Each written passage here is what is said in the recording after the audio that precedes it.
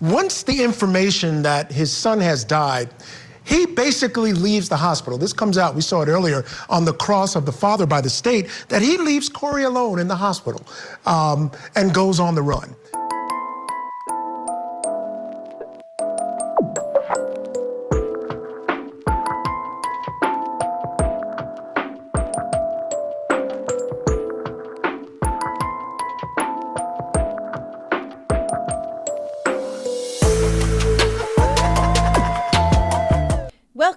Welcome back. I'm Cassie, and this is A Wicked World. If you haven't checked out my other true crime channel yet, where I cover adult-based true crime cases, then make sure you do that after this video. It's called Wicked Ways, and I'll leave the link for it in the description box below.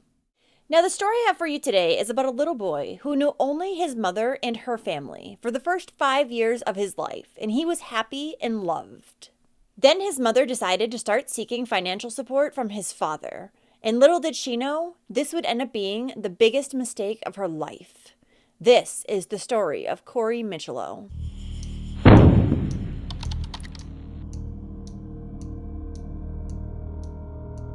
Corey Travis Micciolo was born on May 1st, 2014 in New Brunswick, New Jersey, to his mother, Brianna Micciolo, and his father, Christopher Gregor.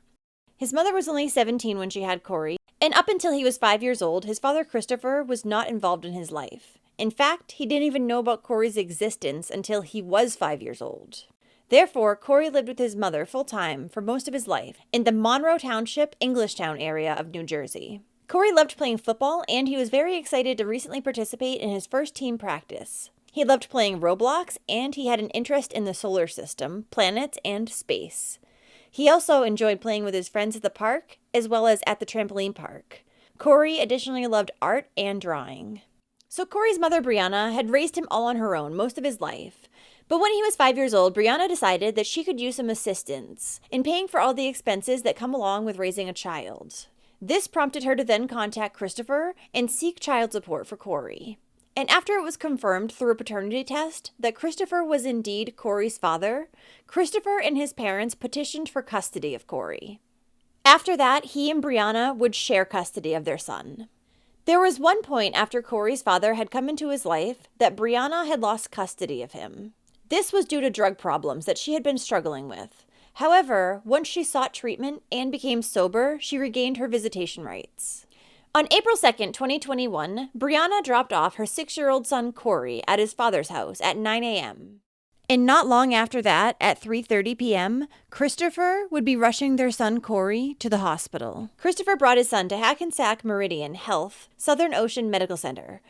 He claimed that after Corey had woken up from a nap, he was stumbling, slurring his words, experiencing nausea, and shortness of breath. Christopher, however, seemed void of any emotion. He also informed the nurses that Corey's mother, Brianna, was a drug addict, and he didn't want her being notified. At the hospital, Corey was brought in for a CT scan, where he then began having seizures. And even though life-saving measures were taken, unfortunately, Corey's life was not able to be saved. And he passed away that day, just a few hours after his father, Christopher, had brought him into the hospital. What is the fifth planet from the sun? It is big. It is made of gas. It is Jupiter.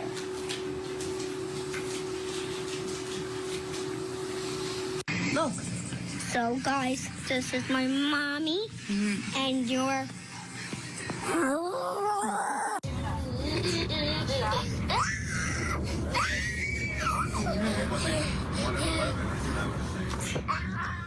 A nurse who was working in the emergency room and had tried to save Corey's life noticed that his father, Christopher, had actually left the room that day at 4:51 p.m.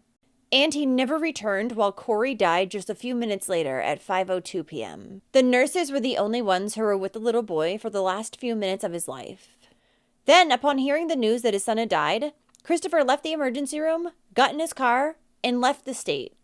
He started driving and would end up driving through the night, where he ended up in Arkansas, near the Texas border. After hearing that her son had died, Brianna called Christopher 3 times in a row, but he wouldn't answer. A police sergeant also called the father twice. However, he didn't respond to those phone calls either. 2 days after Corey's death, Christopher had actually been pulled over by police in Alcoa, Tennessee for speeding in a construction zone. In body cam footage of the interaction, he can be seen blaming Corey's mother for his death. The officers questioned Christopher about his travel route that had been from New Jersey to Arkansas and nearly Texas. They also questioned him about why he had just picked up a female friend who was from New Jersey at the McGee-Tyson Airport in Alcoa, Tennessee. They believed that Christopher might have been trying to cross the border and flee into Mexico. He didn't have any bruising on him, and I knew when he got home he was tweaking, and I knew something was wrong with my gut, but I just thought she had home waiting for him every day that he needed sleep, and I should have took him right from the beginning.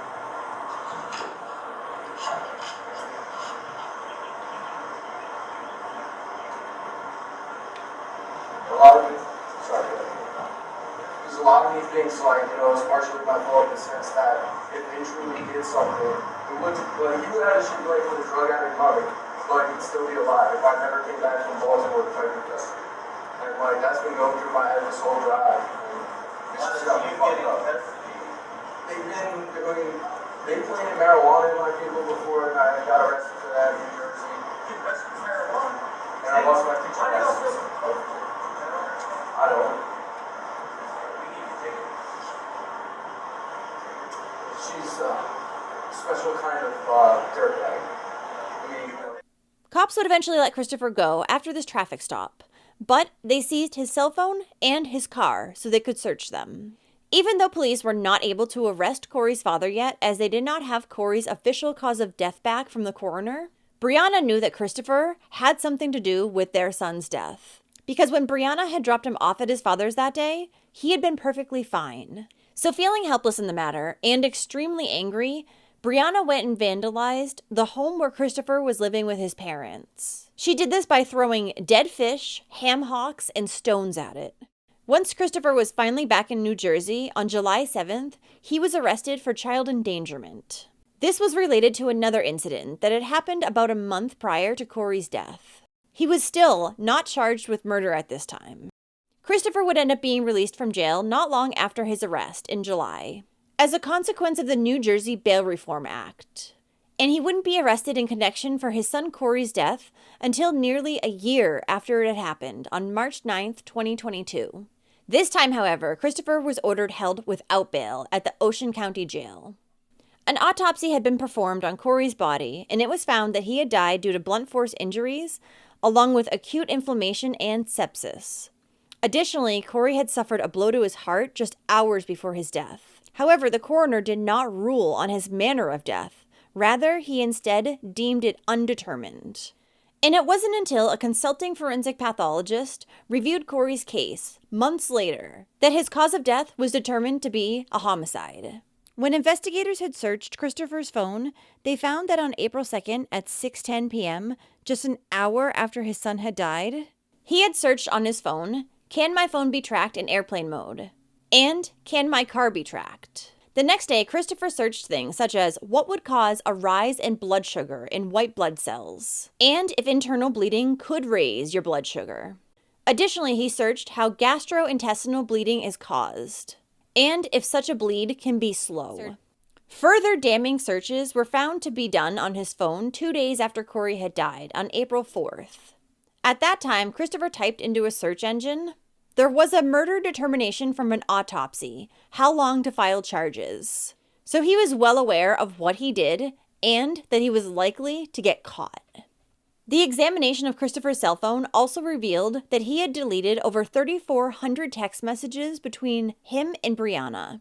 There were also text messages found between Christopher and a woman named Marcy, whom he had met on a dating app on April 1st, the day before Corey had died. In some of these messages, he complains to her about how Brianna didn't bring his son back to him on time. Christopher had then texted this woman, Marcy, again on the day that Corey had been brought into the hospital, telling her that he would keep her updated. Horrifyingly, Christopher had taken this picture with a smirk on his face of him next to his son Corey, who would go to the emergency room only about an hour after this, and he would pass away only hours later. Additionally, investigators found that Christopher had called the state's child abuse hotline at 10:02 the morning that Corey had died. He told them that his son had come back from his mother's house that morning. And according to him, he had learned that the boy's mother told him to lie to his doctor and say that his father, Christopher, had been hitting him. Following his arrest, Christopher's home had also been searched. And while investigators didn't find a lot, they did say that the smell of cleaned or dried vomit was emanating from Corey's bedroom. For over a year prior to his death, Corey's mother, Brianna Micciolo, had reported suspected abuse of her son by his father over 100 times. But no action had been taken before the little boy died. Brianna had first called Child Protective Services in September of 2019, shortly after Corey had first begun to visit his father. It was only Corey's third visit with his father when he came back home to his mother's house with a busted lip and a swollen face. Christopher told Brianna that he had accidentally kicked their son while they'd been playing soccer. But Brianna did not believe this excuse, so she had called Child Protective Services to report her concerns. However, the social worker that Brianna spoke with accepted Christopher's excuse, so no investigation was ever done. And Corey would also not tell his mother what had happened. So from that day on, any time that Corey came back from his father's house with any injuries, Brianna would take pictures, document them, and then send them over to social services. In the photos that Brianna submitted to Child Services, they show Corey with bruises, scrapes, a black eye, and, one time in July of 2020, bite marks. After Brianna sent social services pictures of bite marks on Corey from July of 2020, they decided to finally send a caseworker to interview Corey. But their genius idea was to have this occur while he was at his father's house.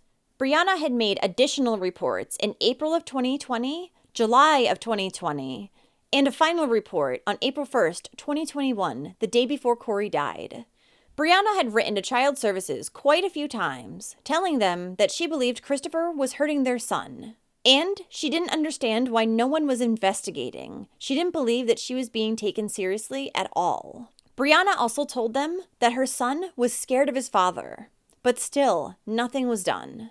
Brianna said that she had actually filed 7 reports with DCF in a span of only 20 months, including one after an incident that happened on March 20th, 2021, the same incident that Christopher had originally been arrested for.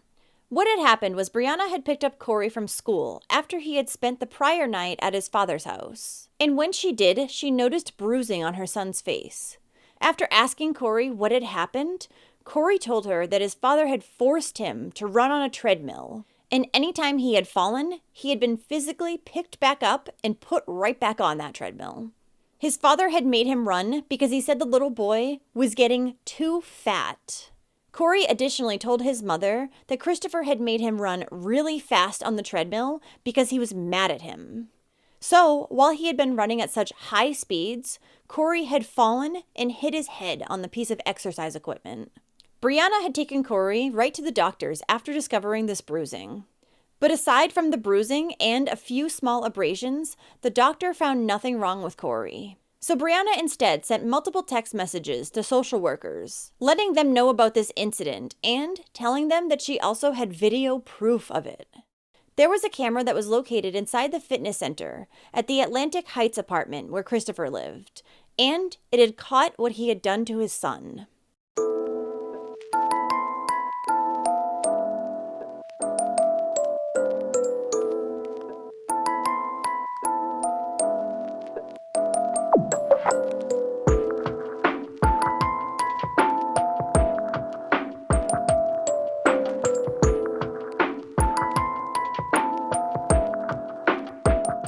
Child Protective Services had actually been in the middle of investigating this report when Corey had died. A caseworker would later tell police that he had photographed and investigated the bruising that was found on Corey. In the meantime, Brianna went and filed an emergency application for custody because she feared for her son's life.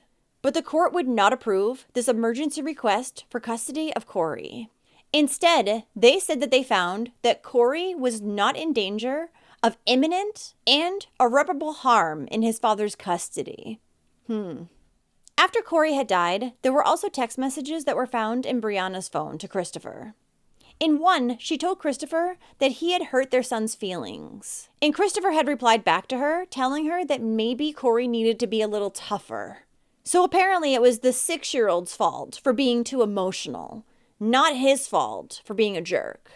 During Christopher Gregor's trial in May of 2024, the prosecution argued that Christopher had inflicted blunt force injuries to his son, Corey Micciolo, on the day of his death in order to punish him because the little boy's mother was 14 hours late bringing the child back to him.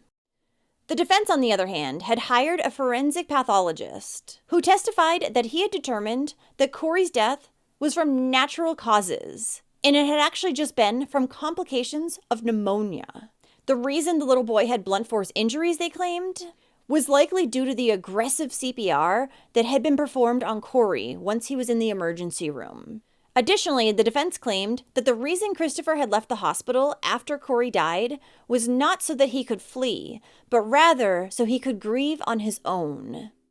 Both Christopher's mother, Carolyn Gregor, and his father would take the stand during his trial. She recalled the horrible phone call that she had had with her son, in which he had told her that Corey had died. She said that at the time, Christopher was hysterical, screaming into the phone, talking about Brianna, saying, "What did she do to him? What did she do?"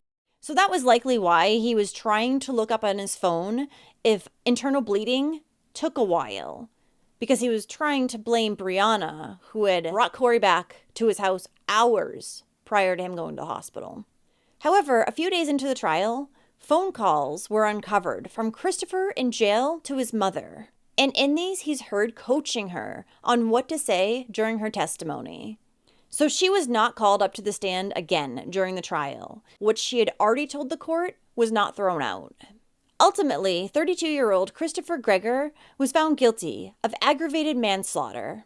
This was a downgrade from his original charge of murder. But he was also found guilty of endangering the welfare of a child.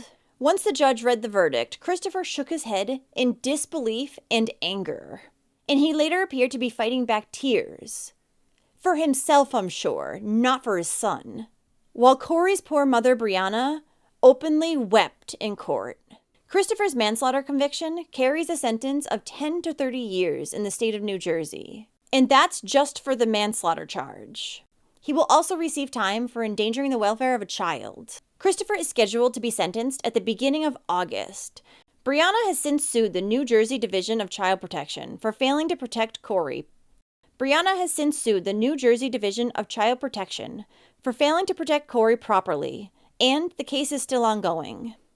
She said, "I did everything. I told them. I filmed his bruises. I recorded him telling me, my sister, and my mom what his father was doing to him." Brianna said that the worst part was that the more her allegations were ignored by Child Protective Services, the more bold Christopher became in his abuse of Corey. A funeral service was held for Corey Micciolo on Thursday, April 8th, 2021, at the Lester Memorial Home in Jamesburg, New Jersey. His burial then followed at Fernwood Cemetery, also in Jamesburg.